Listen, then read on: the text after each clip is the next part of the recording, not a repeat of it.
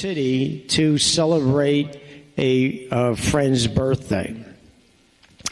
There were a group of people that were going into the city that night, and the plan was that Billy was going to sleep over in someone's apartment and come back the following day.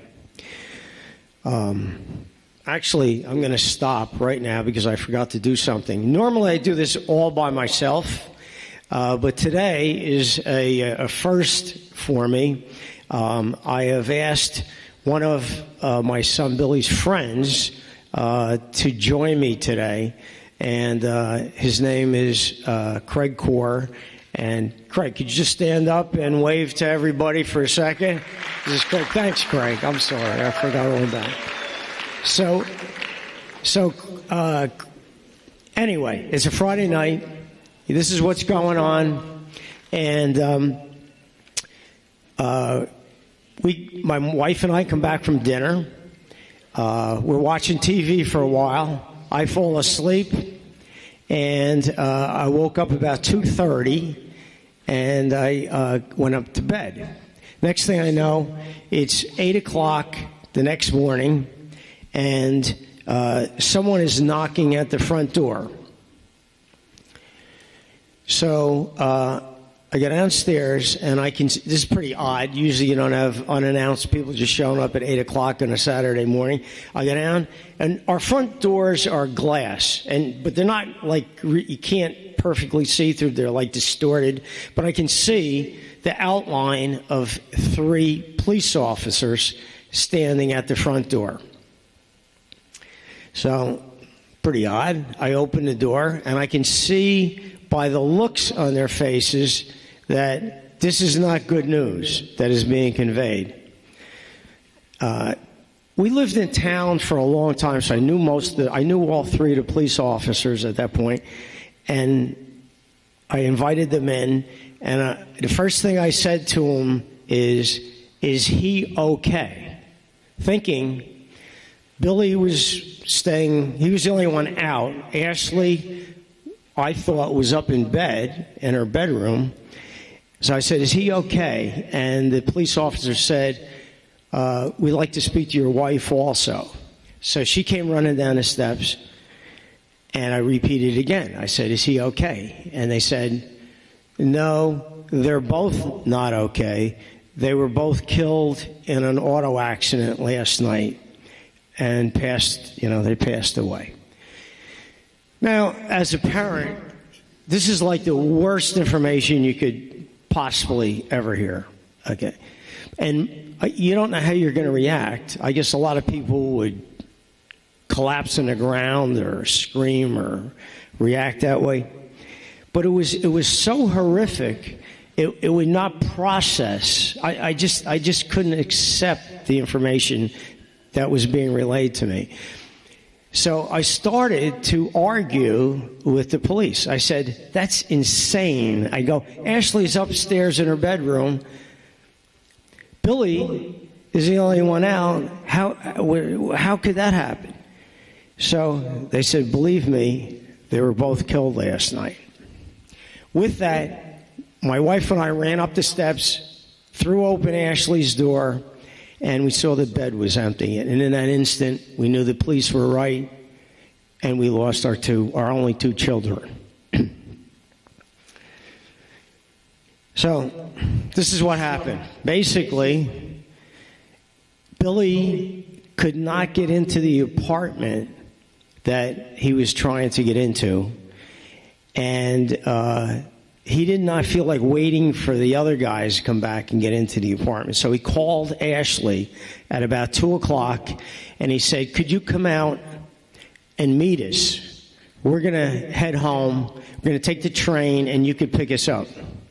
So Ashley got out of bed at 2 o'clock in the morning, walked right by me. I was sleeping on the couch at that point, got in the car, left by herself.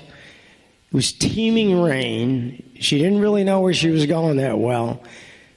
Picked up Billy and his friend Craig Core. Craig was the gentleman that I just introduced to you that stood up here a moment ago. And Ashley was driving the car back up the Garden State Parkway at exit 138.5 and somehow lost control of the car. We think the car hydroplaned. It's like a bridge right there. You go over a little bridge. There's a cement divider in the center of the road. The car came to rest with the front quarter panel on the cement. We think everybody was okay. However, there was a drunk driver coming up behind them doing about 80 miles an hour that T-boned their car. Billy and Ashley were killed instantly, and thank God their friend Craig lived. Craig was not in the best of shape. He's in great shape right now, but at that point, he was put in the hospital in a brain trauma unit. I believe he was in for about 6 weeks in the brain trauma unit. And when they extracted Craig, using the jaws of life to get him out of the car, he had a partial imprint of the license plate of the car that hit them on his face. So you're all sitting here saying, why is this guy telling me these stories? What relevance does this have in my life? Well, I'll tell you why I'm telling this story. Everybody thinks that things like this was never going to happen to them. They think it's always it's in California, it's in Mexico, it's upstate New York. It's never going to happen to me here. I'm living proof to you that it can happen to anybody, anywhere.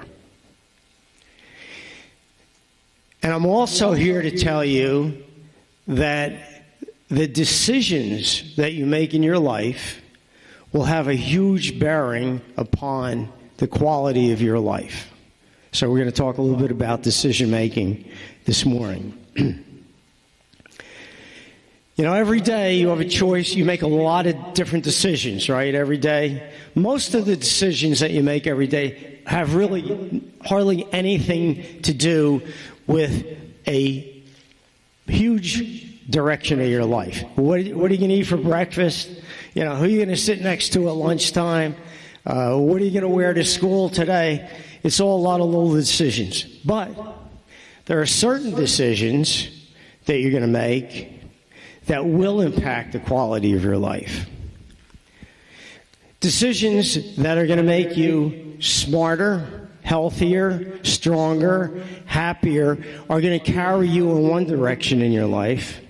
Did I say safer? Safer. They're going to carry you in one direction in your life. And other decisions that you have an opportunity to make every day that make you weaker, less healthy, less safe, less educated, are going to take you in an opposite direction in your life, right? It's like your life is like a book. You read every day. You write a new page in your book. You write your own pages every day. No one else writes the page. You write your page.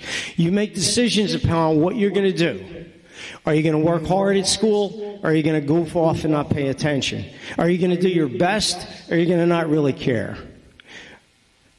These are the little decisions that you make every day that you write down in your book that add up day after day after day to give you the direction of your life. So for those of you that have made a lot of good decisions so far, which probably almost everybody in here have gotten you to a good place in your life. Okay? Keep doing that. Keep making the right decisions. Keep doing it. Don't ever stop. Don't let outside influences take you in another direction. Nobody ever thinks when they wake up in the morning, you know what I'm going to do today? I think I'm going to go out. I'm going to get drunk. I'm going to get behind the wheel of a car. I'm going to do 80 miles an hour in a teeming rain where all the other traffic was going 40 miles an hour. I'm going to drive with a suspended driver's license, no insurance. I'm going to T-bone another car kill a couple of people, put a third person in the hospital, right? That'd be a great day. No one in their right mind ever thinks that way.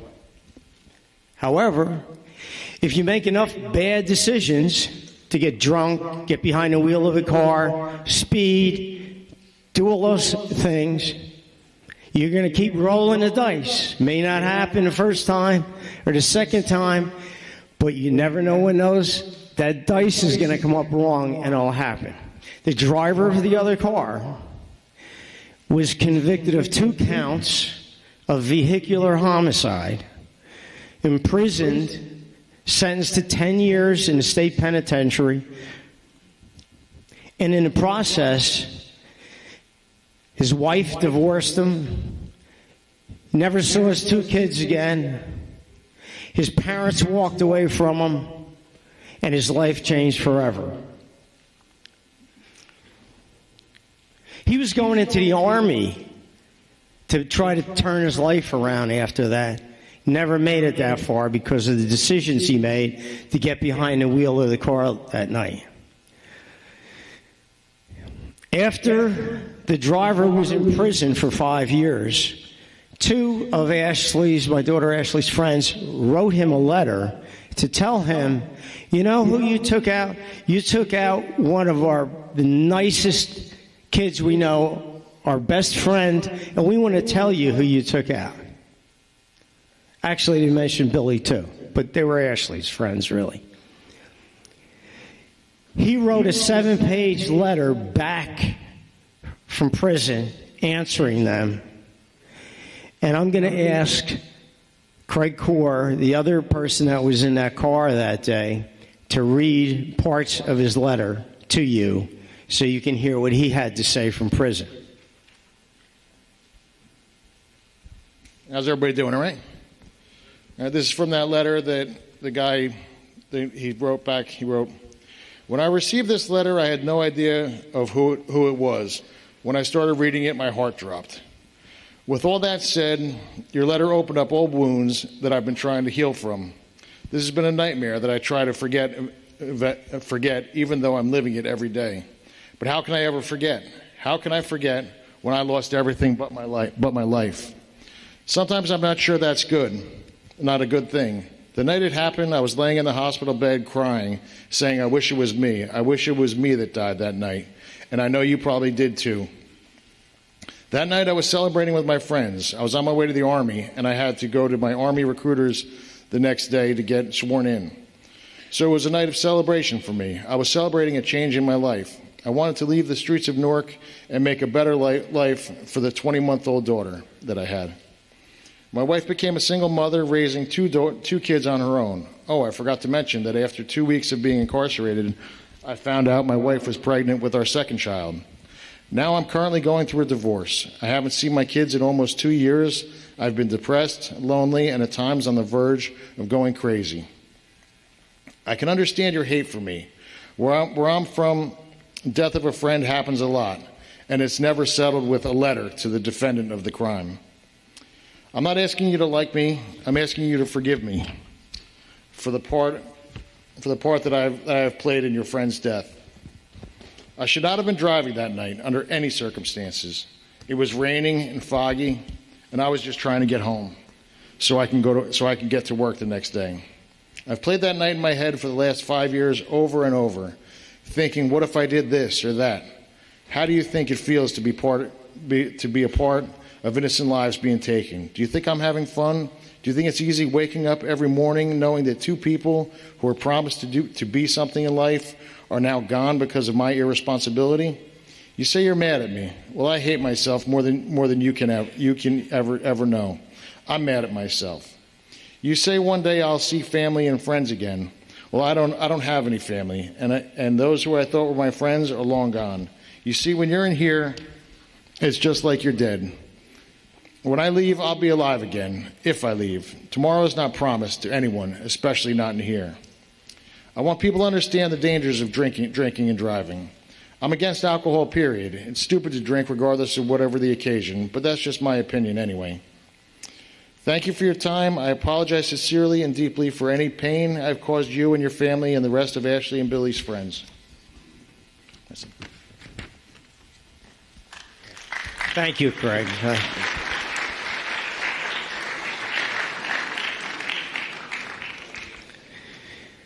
As a sidebar, before the driver actually entered prison, they had a sentencing hearing where the judge determined what the length of the sentence would be. Typically at the sentencing hearing, there's a lot of bad feelings between the two sides. One side, you had his family, and the other side, you had our family. We were there. We had a lot of friends to support us, and we made victims' impact statements at the sentencing. There was a knock at the door during the time that we were waiting, and it turned out that the person at the door was the father of the driver. And he came to the door to speak to my wife and I to ask for forgiveness. You heard in the letter that the driver asked for forgiveness. Well, so did his father. So my wife and I went out. We left the room. We went out in the little foyer outside to speak to him. And the three of us were hugging each other. We told him at that point that this guy didn't do anything anyway, but we forgave him, which he asked for, but I don't know why. But we also forgave his son. Nobody intentionally decides to do something like this. And at the time, we didn't even realize it. There was a newspaper photographer out there in the hall, and they were taking pictures of all this stuff, and it became to be sort of a big deal, this picture of us hugging in the hallway. So what I'm saying to you, the reason I bring that up, is by forgiving this driver, it released the anger, released the tension that we had within us at that time. Now, I'm sure that all of you in here have experienced similar kinds of things where people have, in your life, you feel have hurt you or have let you down or maybe not treated you the way they should. I would ask you to do one thing. Consider forgiving them, because by forgiving them, the burden comes off of you. You will feel better, and it will be in your best interest to do that. I can only say it from a personal standpoint. I'm passing this along to you.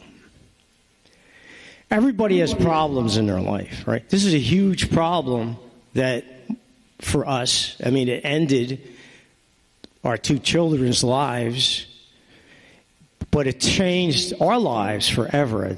I mean, it's never been the same. So everybody, every single person in this room, students, teachers, everybody has problems in their life. But that's not the big point. The big point is how you deal with the problems in your life, the challenges in your life. You all have it within you to overcome any kind of issues that you have, any kind of things that you're experiencing. You just have to remember this little acronym, HOPE, H-O-P-E. Hold on, possibilities exist. So hang in there, work through it, thinking creatively about handling anything that may come up, all right? Become fascinated instead of frustrated with whatever issue you may have. And I can guarantee you have a pretty good chance of getting through it on the positive side of it.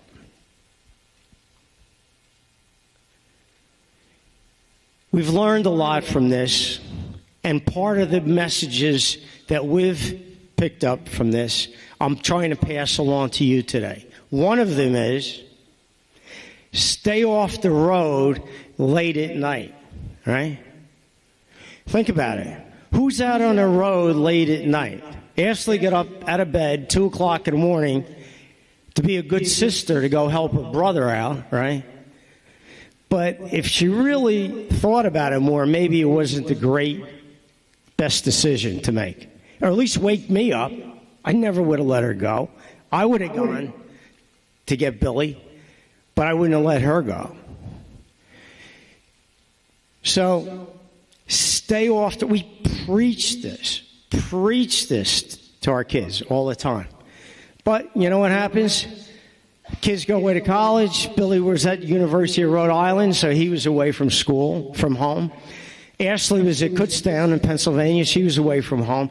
And kids get a little comfortable making their own decisions about what they're doing without mom and dad there reminding them.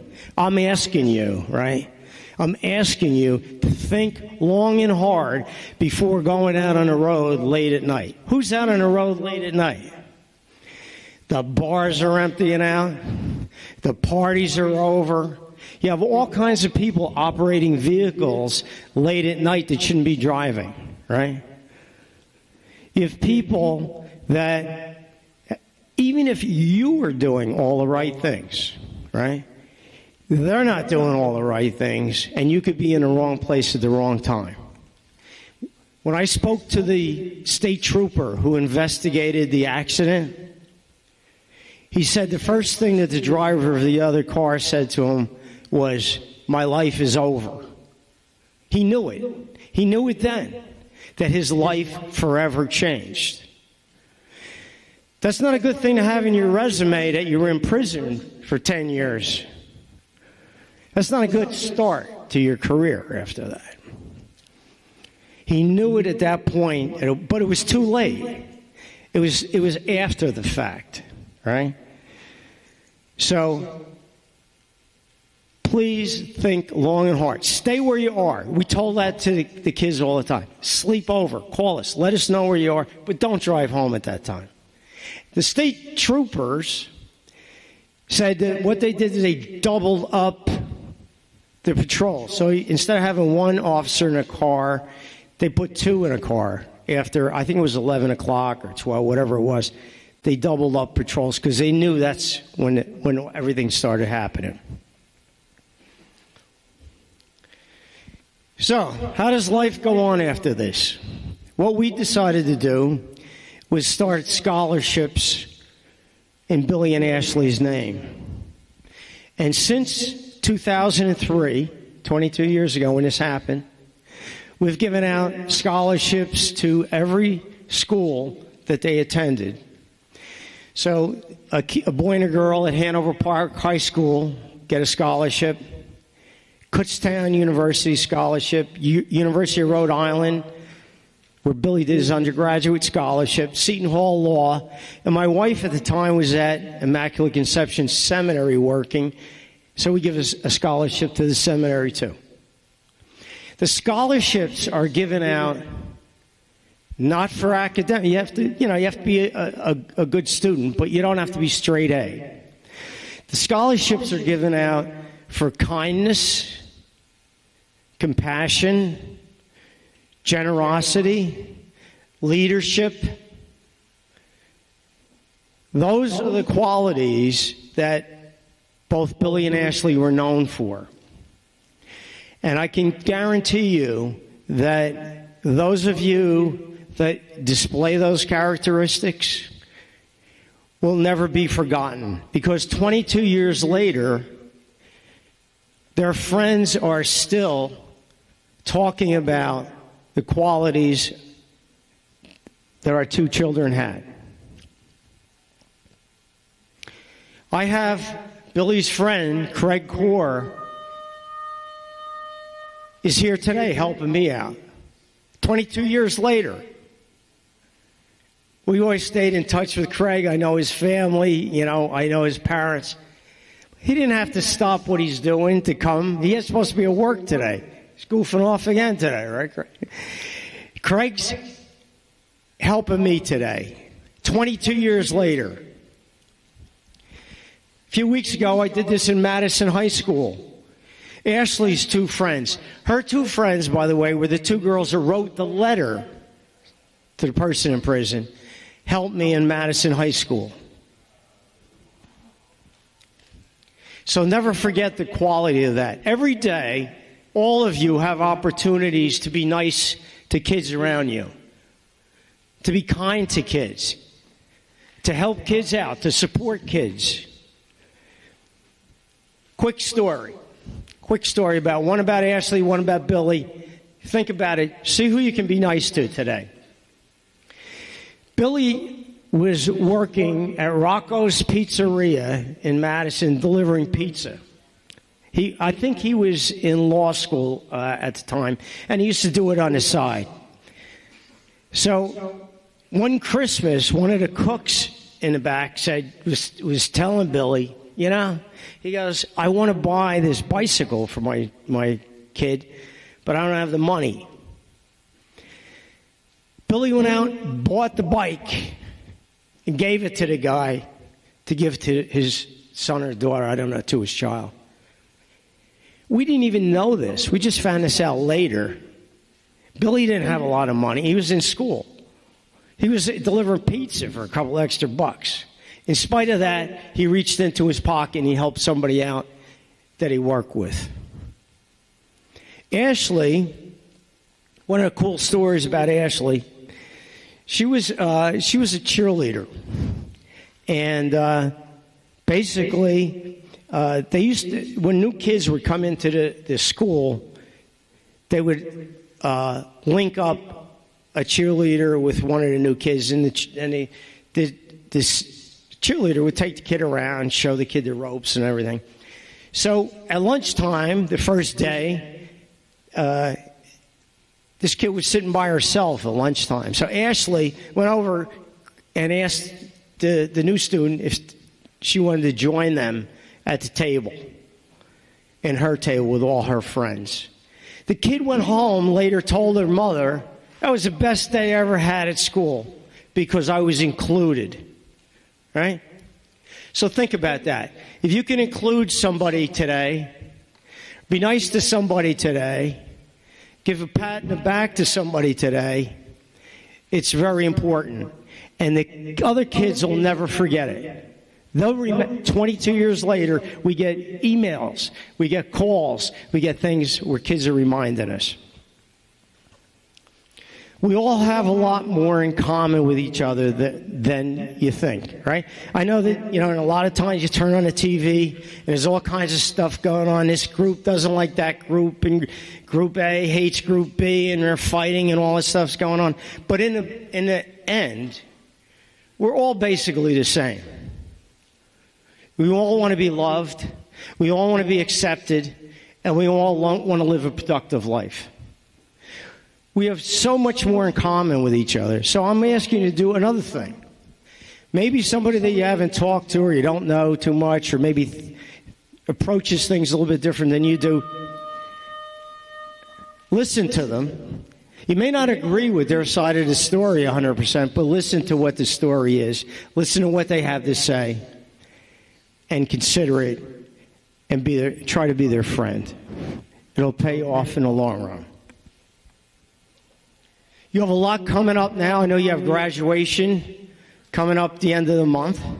You have your prom coming up. June 5th, I guess, is your prom coming up. So you got all kinds of stuff going on. You're going to have all kinds of good times rolling in, right? You have project graduation. You have all kinds of fun things. Enjoy everything that you have. You earned it. You worked hard for it. Enjoy it. But be safe. Be smart. And do the right thing. Know how much everybody here at Clifton High School is here to support you. Mr. Hamda has gone out of his way so much to bring a lot of good programs to you. All your teachers and coaches and everybody here cares about you. So you have a lot of support. Never forget that. You have a lot going for you, and you're all have a very, very, very good chance of having wonderful, productive, successful lives, and I'm sure you will. One last thing I'm going to tell you. Here's something that you don't ever forget. Most important thing is never give up. If you want to do something, follow your heart, work hard, never, never give up. Keep trying until you achieve your goals, you achieve your dreams, and I guarantee you it'll pay off. I have 4 videos that we're going to show today.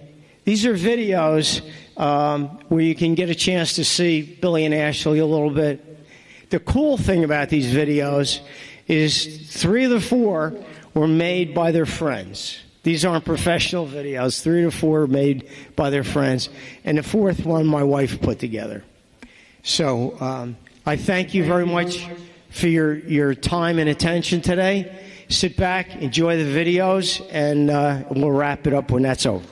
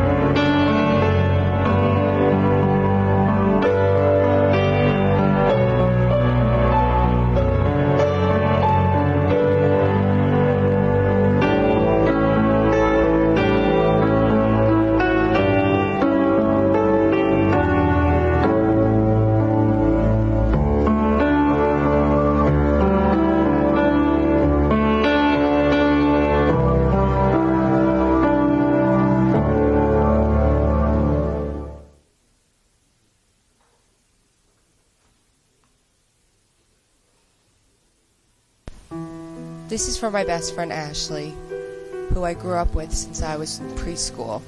And at the innocent age of 7, she decided what we would be together when we grew up. Ashley made the choice for us both to become teachers. Of course, our lifelong dream was decided together because she was my back and I was her bone. We made every crucial decision together. Sometimes she made the calls and sometimes I did. Years later, we stuck to our pact and decided to attend the same college. It was my turn to make a choice for the both of us. I decided on special education for our major, and from that point on, it had become both of our dreams. We followed the goal and took every class together throughout college. It was known at our university that we were the only 2 people in history to see our advisor together. On April 5th, 2003, I lost my heart, my soul, and my everything. Ashley and her brother Billy were hit by a drunk driver, and their lives were tragically taken. Every dream of Ashley's was robbed from her that April morning. My ambition to continue school faded, along with my will to pursue my dream. I had missed 3 weeks of school after the accident and had stayed in bed for the majority of that time. But with the support and family of friends, I woke up one day and said, if she cannot breathe, I will breathe for her. I have a double reason for living now.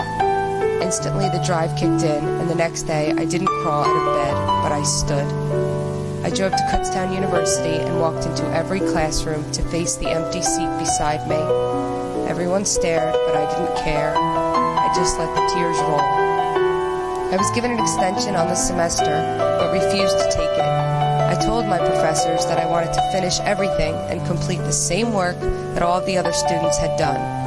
I worked and I worked hard. I stayed up nights and slept on the couch so I didn't have to face the empty bed across from me, and I did it all for Ashley. Once it came time for graduation, I knew that Ashley needed to be given her diploma. After all, she worked just as hard as I did, but she wasn't given the chance to finish. I wrote letter after letter to the president of Kutztown University, only to have my requests denied.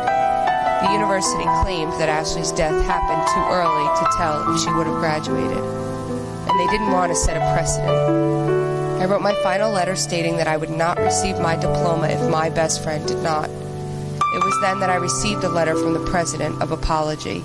My entire family and friends were invited to be on stage with me at graduation.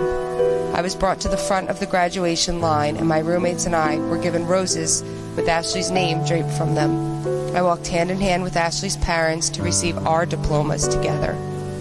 There was a 5-minute standing ovation at our graduation. I fulfilled our dream that day and continue every day to try to make things better for my students, for myself, and for my Ashley.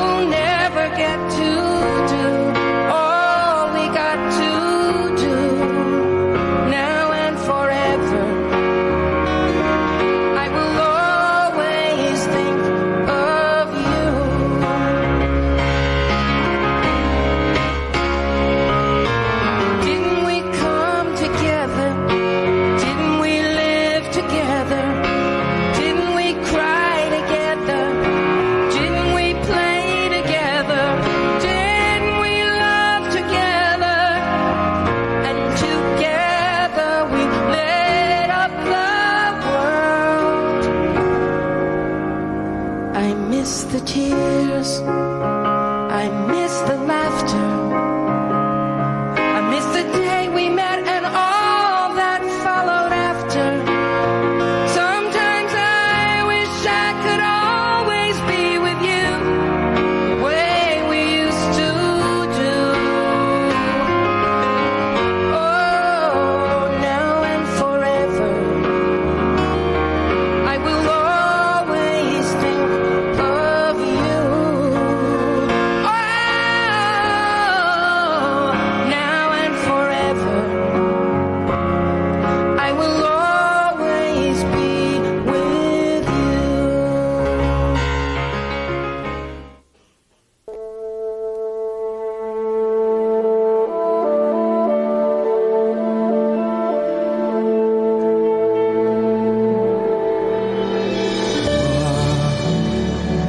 Ti aspetterò,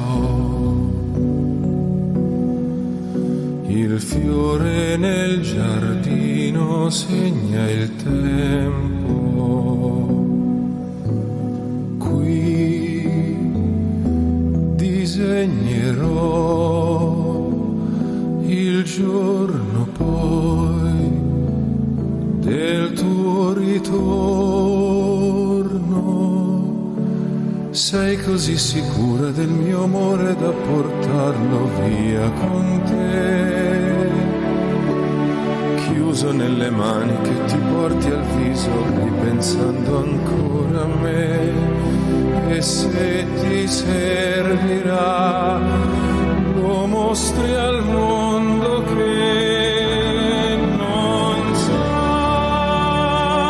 che vita c'è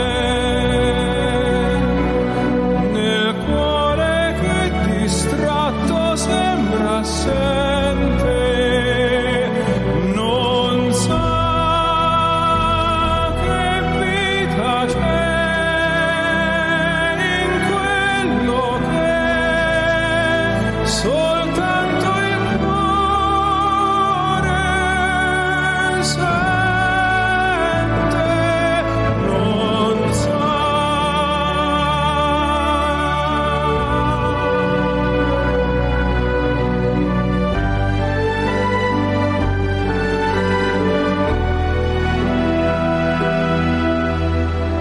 Qui ti aspetterò e ruberò i baci al tempo che non basta a cancellare coi ricordi il desiderio che resta chiuso nelle mani che ti porti al viso ripensando a me e ti accompagni.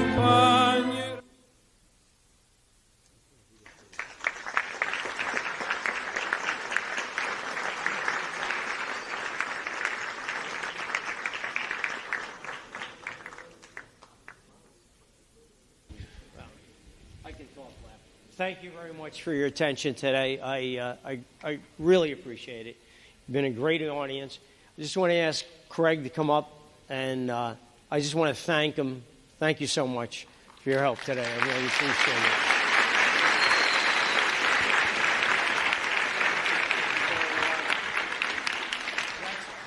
That's our presentation.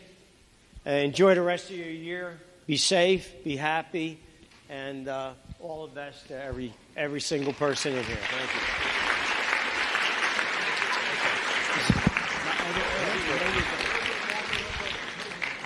I want to thank you, Mr. Streeter. Craig, thank you so much for coming this year. It really was extremely impactful.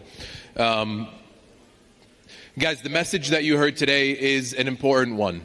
You know, when I was in high school, during my time here, I lost two friends in car accidents. And one of them had a last name that was one letter off from mine, right? So it was, I'm Hamda, he was Hamadi, right? And when I came to class the next day, when I had heard, there was an empty seat behind me. And that's a feeling that you'll never really forget. So please be sure to make good decisions. Please be sure to call for help. All the advice that Mr. Streeter gave is extremely important. That's really all I can say. So we're going to continue with our program now. We're going to start our drunk driving reenactment, which means that we're going to go outside. 333 Colfax Ave. We got a pedestrian struck. Multiple 911s. Party on the ground.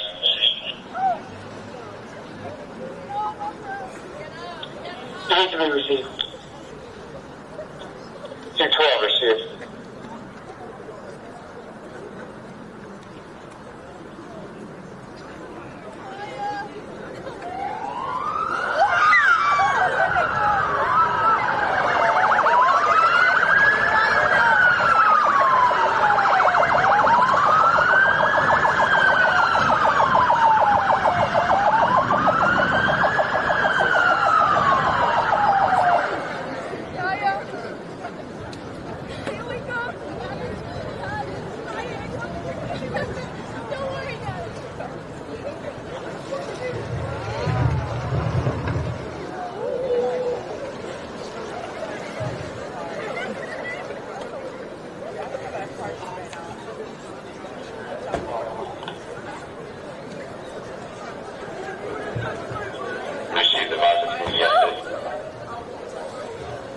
Check on the drive.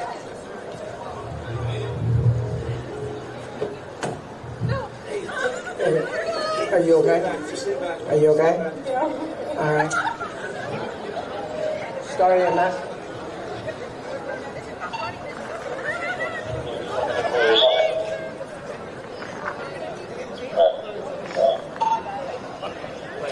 Place of list down. Hey. 200 in the same car. You want to tell me what happened? I'm trying to get home right now. Okay. Where do you know where you are? In my car, Okay. Where you coming from? my friend's house. Okay. Step outside for me. Alright. Are you injured? No, Alright. Yeah, I'm good with the driver. Where do you live? Clifton, Okay. Where does your friend live? Clifton. Very good. You had anything to drink today? No, Okay. Step with me. Okay. Are you injured in any way, shape, or form? no. Okay. My partner's gonna take care of your friend. Don't worry about it. My partner's gonna take care of your friend. What's your name? Jude. Jude? Jude. I'm gonna give you a couple of field survival tests, and then we're gonna do some exercises just to make sure you're safe and alright? Yeah. Is that alright with you? Yeah. Alright, Jude. The first thing we're gonna do, Jude, don't worry about them. Worry about me. The first thing we're gonna do is the walk and turn. Alright, Jude? The other way you're gonna have a straight arm. Alright? What you're gonna do is you're gonna put your left foot on the line. You're gonna put your right foot in front of the line, in front of your left, heel to toe. Very good. You're doing good. Keep your don't start until I tell you to start. Keep your arms down to your side. So go ahead and get in that position. For your left one, left on the line, right foot in front of your left. Hands heel to toe. Perfect. Just stand right there. All right. When I tell you to start, you're gonna take 9 steps forward, turn around, taking choppy steps to the right, and 9 steps back. All right. I'm gonna demonstrate for you. Go ahead and get into starting position for me again. Left foot on the line, right foot in front of your left, heel to toes. Stay right there. Hands down to your side. All right? When I say to start, you're going to go 1, 2, 3. I did 3, you're going to do 9. You're going to take 4 steps with your right, and then 9 steps again. When I tell you to start, you're going to look at your feet. You're going to kind of allow. Don't start until you completed the exercise. All right? Once you start, don't stop. You ready? Go ahead, start for me. 1, 2, 3, 4, 5, 6. You're doing great. Keep going. Very good. All right. Perfect. You're doing great. The next exercise I'm going to need you to do is going to be the balance test. Turn around, lean forward, just a little bit, and then put your hands behind your back. All right, Jim. You're under arrest for driving under the influence. I didn't drink anything. I believe you are alcohol. You still let them do it until the sobriety test. All right. Is Bianca okay? Bianca's gonna be alright. Just worry about you right now, dude. Oh my God, man. Get me back, please. I'm gonna make this soon. So I want to go to this side.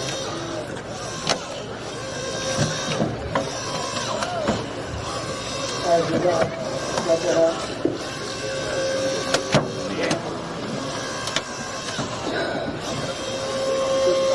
Bianca? Oh my God, Naya! Oh my God. Yow.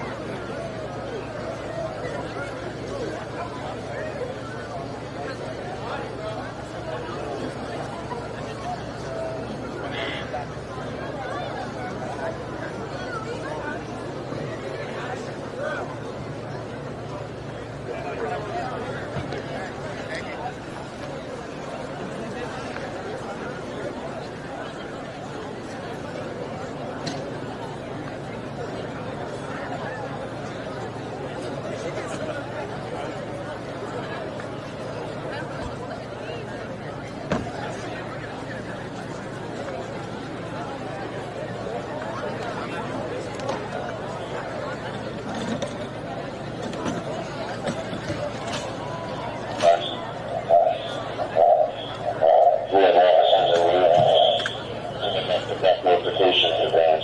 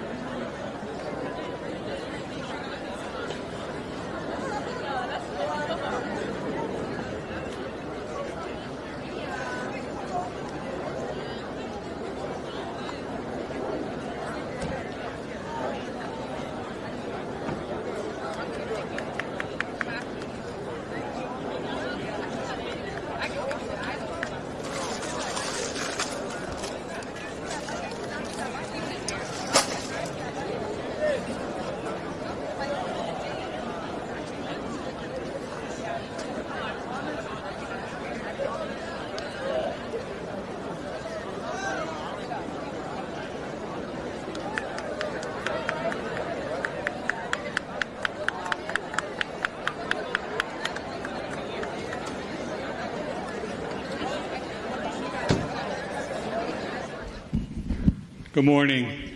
My name is Tom Whittles. I'm the president of Clifton Against Substance Abuse. We've been putting this program on probably 15 years now. What's important to us is that we get a message to each and every one of you as you're getting ready to move on to college, trade school, jobs.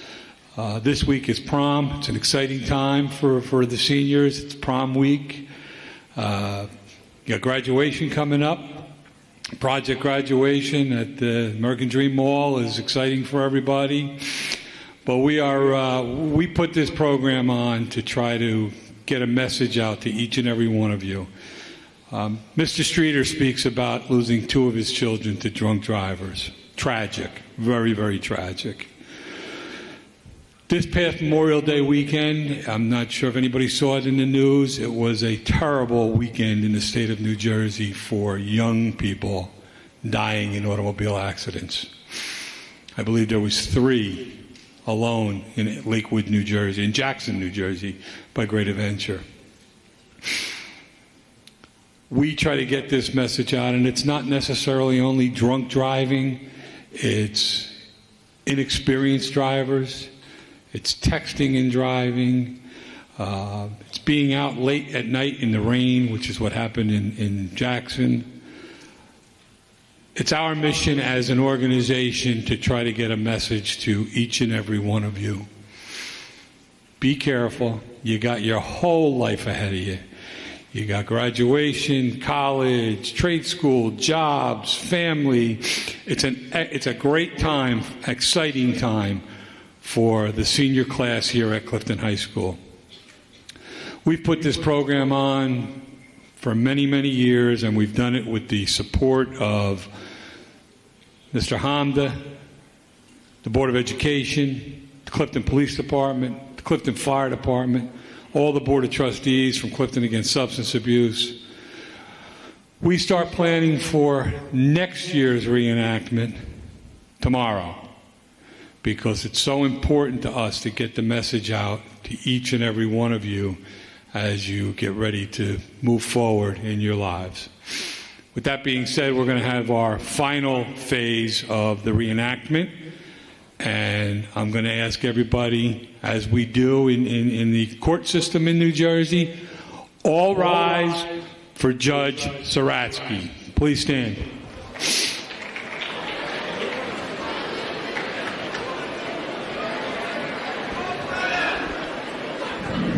Ladies and gentlemen, thank you. Please be seated.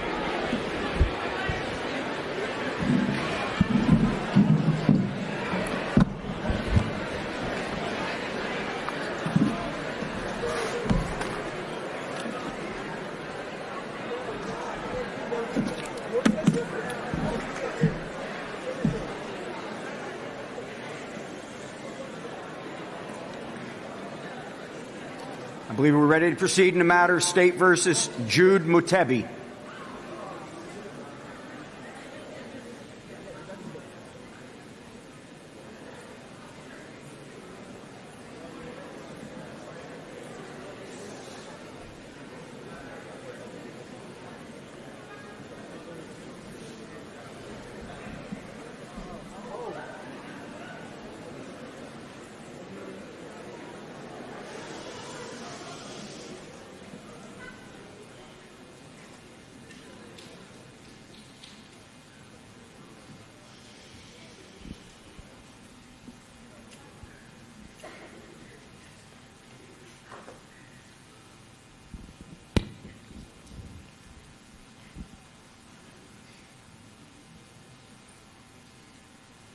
Do we have the defendant to bring forward?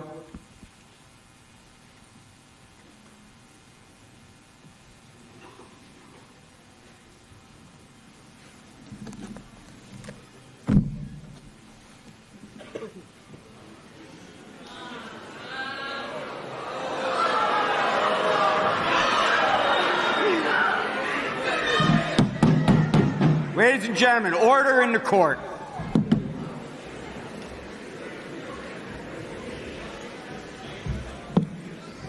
Please state your name. Jude Mutebi. In the matter of State versus Jude Mutebi, the defendant has been charged with the following offenses. 1 count of driving while intoxicated under statute NJSA 39-4-50. 1 count of aggravated manslaughter in the first degree under statute NJSA 2C 11-4C for the death of Naya Negron. 1 count of assault by auto in the fourth degree under statute NJS 2C 12-1C for serious bodily injuries caused to Bianca Frias. I understand, sir, that you've decided to enter a guilty plea in this matter. Is that correct? Yes. Stand, please, to be sworn in. Raise your right hand. And do you solemnly swear or affirm that the testimony you're about to give will be the truth, the whole truth, and nothing but the truth? Yes. Okay. You can place your hand down. So, sir, do you admit that on June 2nd, 2025, in the area of Colfax Avenue and Catherine Place or Catherine Street in Clifton, New Jersey, that you were operating a motor vehicle? Yes. And is it true that you were operating that vehicle while you were under the influence of some intoxicating substance? I don't know if I was intoxicated, but... That was not the question, sir. Had you previously, before operating your vehicle, consumed any intoxicating substance? Yeah. Is that a yes? Yes. Then say yes. Yes. What was the substance that you had consumed? I'm not sure. It was something at a party. Okay, but was it alcoholic? Was it narcotic? What was the nature of the substance, if you know? What had you consumed? I don't know, maybe alcohol. My friend just gave me like a bunch of cups. Okay, so it was something to drink. Yeah. Is Yes. that a yes? Yes.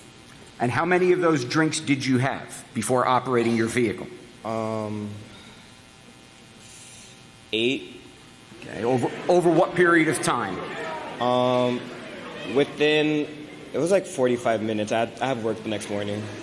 And then after, ladies and gentlemen, please, after consuming those beverages, did you then operate a motor vehicle?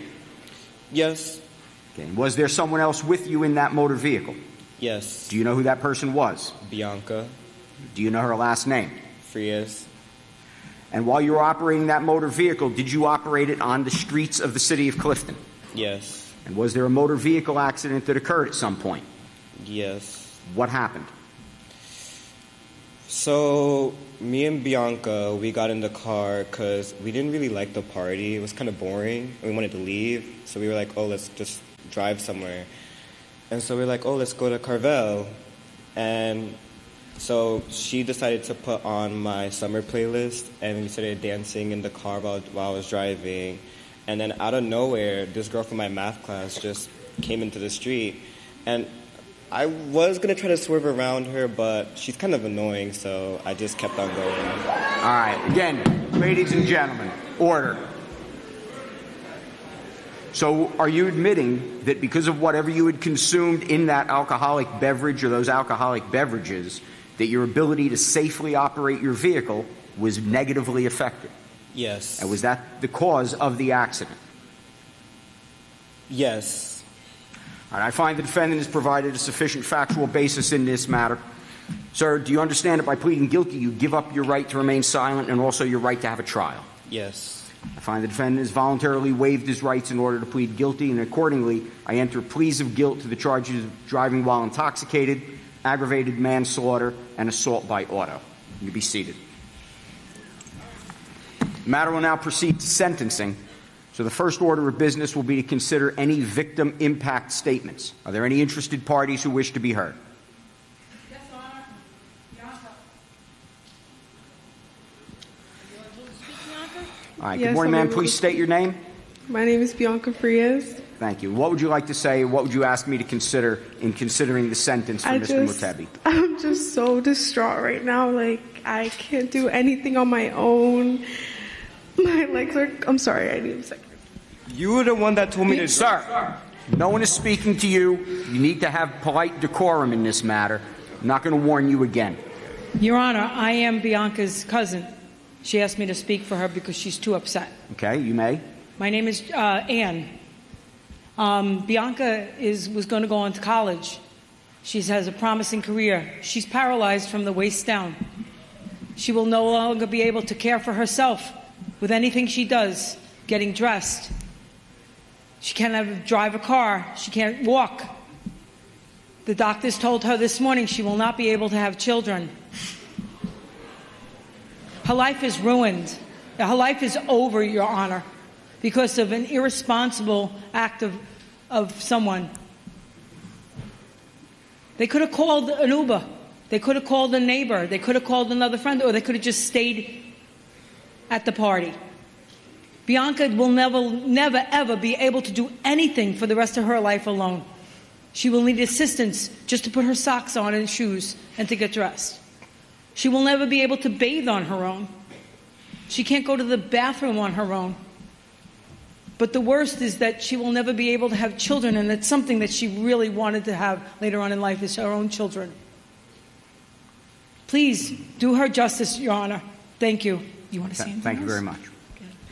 Jude, I really thought you were my friend. I just can't believe this happened.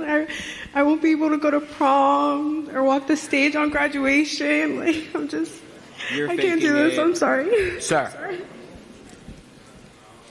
Thank you. Is there anyone present who wishes to speak on behalf of the defendant? Sir, do you wish to speak before sentencing? Yes. What would you stand? What do you want to say? It's not entirely my fault. Bianca told me to drive, and sure, I might have hit Naya, but no one told her to be biking at 1 a.m. in the morning. I don't know why she's wearing all black while biking at night. Who does that? Like, how am I supposed to see her? And Bianca's the one that told me to drive because she didn't feel like driving. She knows that I can't properly drive. I'm still on my permit. It's not my fault. You can't blame this all on me. Like, you were the one. You can walk. Get up. Sir, this is not a debate back and forth. And there's to be order in this proceeding. You address the court. You're not addressing anyone else in this courtroom, sir. What do you want me to consider in considering your sentence now that you've pled guilty? I just think you should review the traffic cameras because you'll see that it really isn't my fault. Naya wasn't even in the crosswalk, so how is it my fault? There was no bike lane. So it's not my fault. She should have had like something like bright colors on, something neon. Like, it's dark and no one's paying attention to the road at that time. It's not my fault. You were not paying attention, sir. Be seated. As far as sentencing in this matter, the defendant in this matter is 18 years old. And at age 18, the law considers you an adult. People look forward to that time in their lives and the independence that it brings, but with independence comes responsibility. As an adult, you realize that so many decisions that you make have great impact far beyond yourself. And as shown in this case, one reckless decision can horribly destroy so many lives. Consider the victim killed in this accident, Naya Negron. The party who was injured in this accident, Ms. Frias. Also consider family and friends, your own family and friends, and I note that for someone who shows absolutely no remorse in this matter and seems to very barely stand by the fact that he pled guilty, no one has come forward to stand up for you and speak on your behalf and say anything that I should consider in sentencing you to mitigate the sentence. And you laugh. You'll hear the sentence in a moment, and I highly doubt that you'll be laughing, sir. All of those individuals have been affected by the reckless actions of the defendant here. And as was said by the victim's aunt, all of this tragedy could have been avoided in probably 1 minute's time. 1 minute, the difference between life and death in this case. The time that it would have taken to call a parent, a friend, someone for a ride, to order an Uber or a Lyft, or to just stop and think and do anything besides getting behind the wheel of the vehicle after drinking those beverages that you had at that party. And you try to shift blame onto the victims in this matter. I note that you did not mention at all the person who was injured or killed, having any compassion for them. You tried to shift blame to them and shift blame away from yourself when it falls squarely on you. You were the driver of that vehicle. You had the obligation to observe traffic conditions, and you smirk, and you show no remorse, and I note that for the record now. You now face a mandatory state prison sentence, and the independence that led to the choices you made that day to drink and drive are now going to be stripped from you. Every minute of your day-to-day existence is going to be controlled by someone else. What you wear, what you eat, when you make a phone call, when you may be permitted to see anyone who even comes to visit you, all of this is going to be controlled by someone else.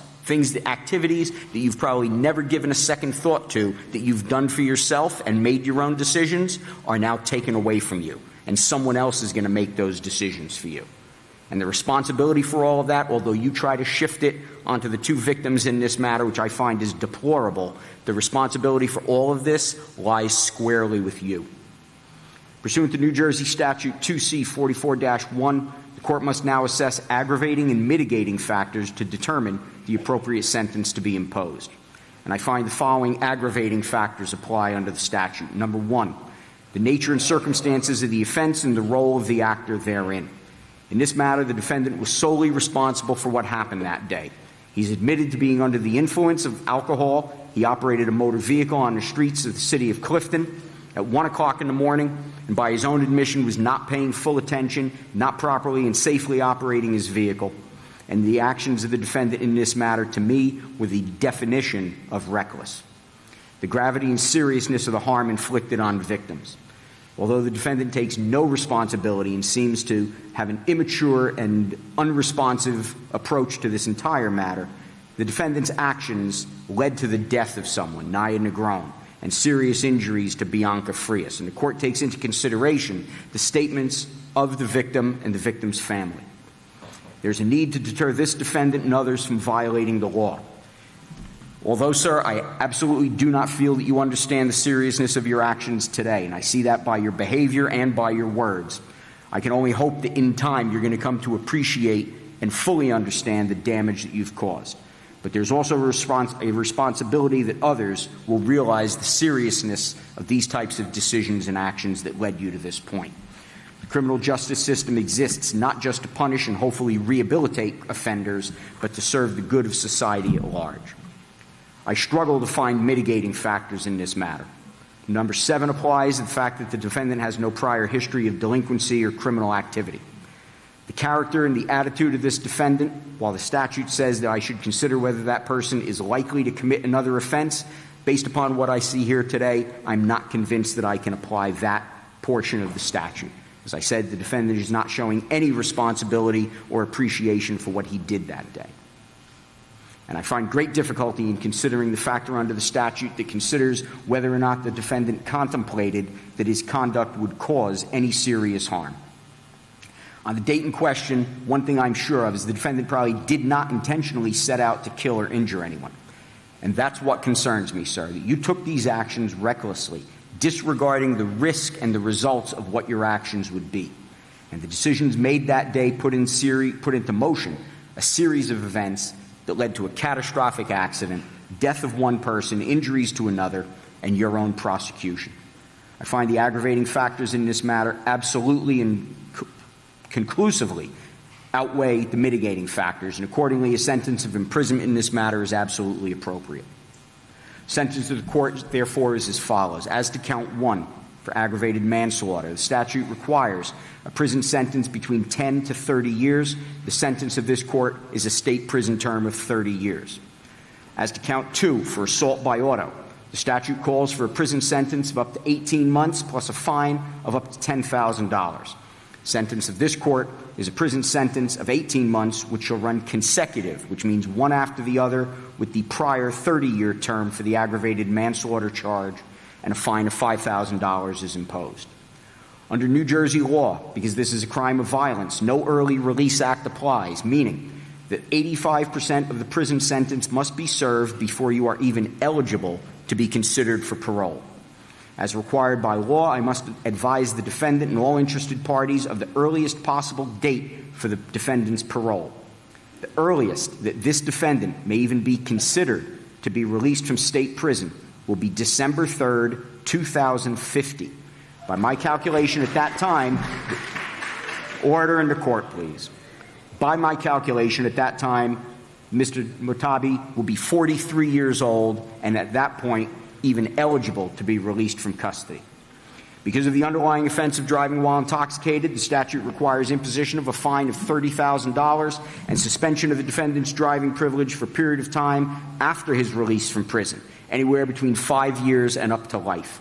I hereby impose the fine of $30,000, and as for license suspension, I impose a 10-year term of suspension, which will begin at the time of the defendant's release from prison, whenever that may be.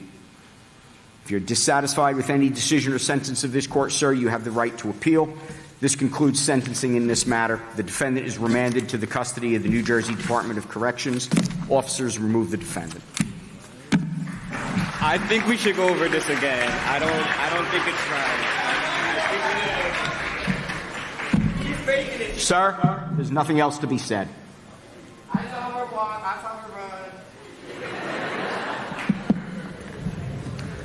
run. Ladies and gentlemen, court's adjourned. Thank you, Judge Saratsky.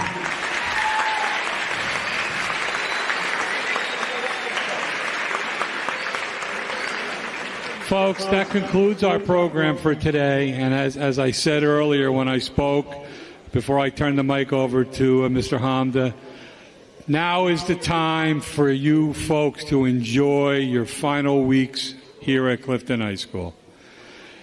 Enjoy prom, enjoy graduation.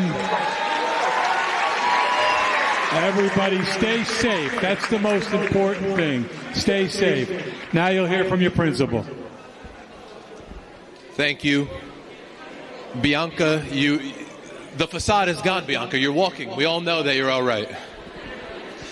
All right, ladies and gentlemen, first and foremost, I just want to thank Clifton Against Substance Abuse, Mr. Streeter, Mr. Whittles, the fire department, the police department, everybody. Round of applause for everybody that helped out today.